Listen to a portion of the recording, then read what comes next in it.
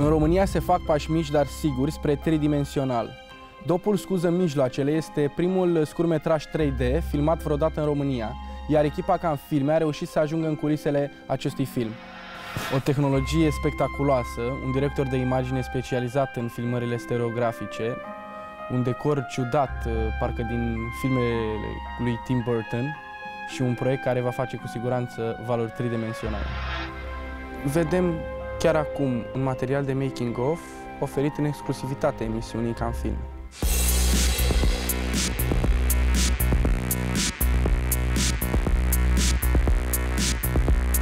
Cum zicea și capitanul Jean-Luc Picard pe nava Enterprise, "We boldly go where no one has gone before". Altfel spus, filmul românesc s-a scuturat de cadrele secvență, minimalism și de culori reci și s-a înarmat cu tehnologie de ultimă oră. O mână de oameni cu mult curaj și cu ceva doză de inconștiență a făcut în România ce n-a văzut Parisul și mai ales ce n-ar fi crezut bunica.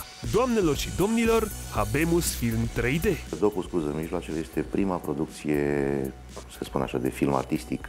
El a fost conceput să fie făcut 3D pentru 3D. E un pionierat, categoric. 3D-ul este un spectacol. Sincer să fie, primul film 3D la care lucrez.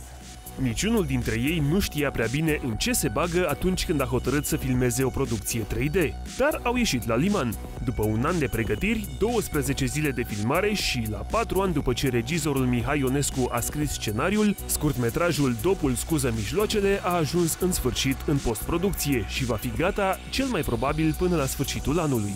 Am auzit de multe ori în jurul meu, în sfârșit să face un film cu culoare, în sfârșit să face un film care să arate altfel decât cu ce ne-am obișnuit până acum în minimalismul românesc.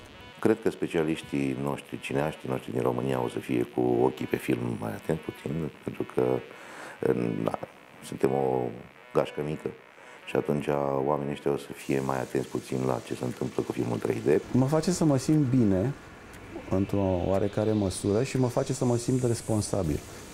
Mă face să mă simt că pot. Refacem mizanscena pentru ce avem nevoie cadrele intermediare. Prim plan de oameni care discută calm, două profile ca de cocoși care se urlă unul la altul, degete, indicații, detaliu. Nu e o glumă. Toată această desfășurare de forțe cu macara, camere stereoscopice, crome, decoruri și specialiști 3D s-a întâmplat cu adevărat la noi în țară, iar oamenii din echipa de producție au avut ceva de furcă, în primul rând pentru că a trebuit să înțeleagă ce-i cu tridimensionalul ăsta. La început mi-aduc aminte că eram cu toții speriați de acest 3D, totul era foarte complicat.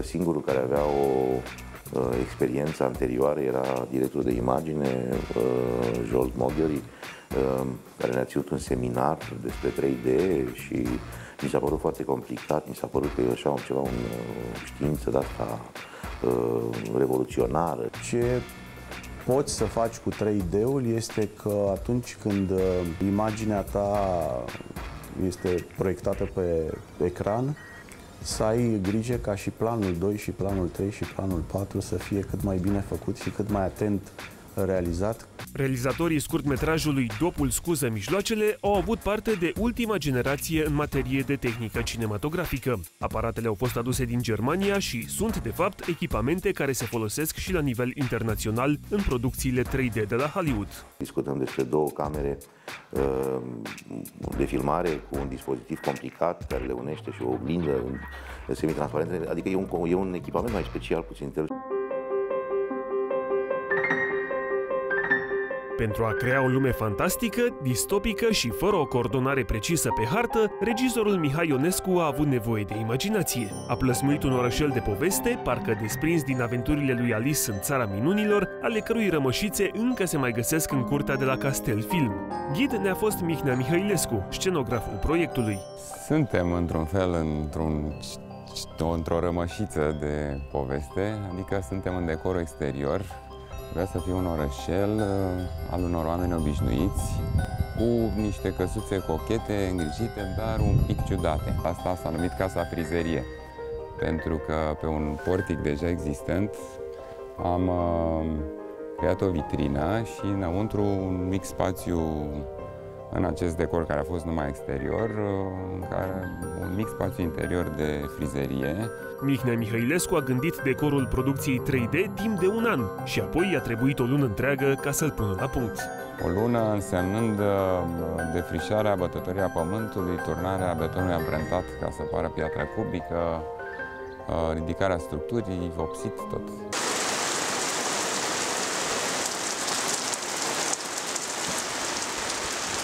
Au fost nenumărate cazuri și zile în care am avut în studio, am avut 2 rânduri de actori, funcție de vreme.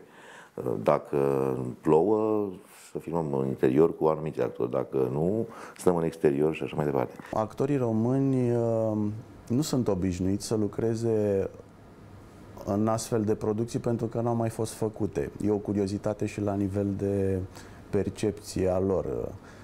De multe ori mă întrebau dacă trebuie să joace mai exagerat sau mai puțin exagerat.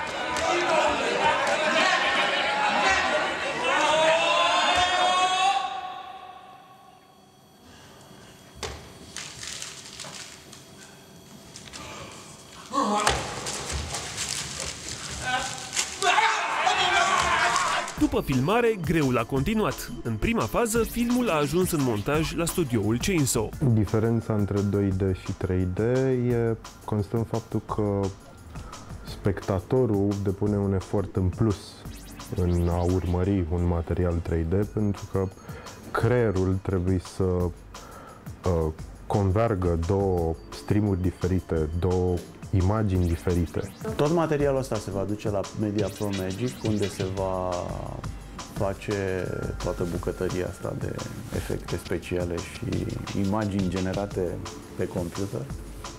Și apoi ele se întorc aici. Înainte să se lege filmul final, producția are nevoie de soundtrack și sound design, așa că se va opri în studioul de sunet. Ne vom juca cu spațialitatea filmului și inclusiv în surround și la sunet. Fiecare personaj are tema lui, fiecare, să zicem, străduță are tema ei, fiecare moment, dacă e noapte sau e zi, sau trebuie să aibă ceva de spus, o atmosferă de adăugat, un ceva al lui.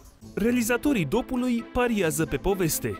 Care poveste e mai bine păzită decât un secret de stat? Noi știm ceva, nu prea mult, dar nu vă spunem. Pot să spun că filmul este un film inspirat din lumea noastră, reală, extrapolat și dus într-o lume fantastică și suprarealistă, atemporar și este o satiră. Este vorba despre o întâmplare tragicomică tratată într-un stil suprarealist. Momentan, dopul scuză mijloacele este work in progress, iar noi v-am arătat doar o mică parte din minunea 3D pe care oamenii din spatele camerelor au pus-o la cale. În edițiile viitoare ale emisiunii vom vorbi mai mult despre decorurile spectaculoase, vom asista la compunerea muzicii pentru coloana sonoră și vom vedea împreună cu un specialist în efecte vizuale cum va lua naștere, pas cu pas, lumea fermecată din capul regizorului Mihai Ionescu. Drumul pe care a apucat-o acest film este lung, dar noi vom fi alături de el până în momentul în care lumina din sală se va stinge și va trebui să ne punem la ochi ochelarii 3D.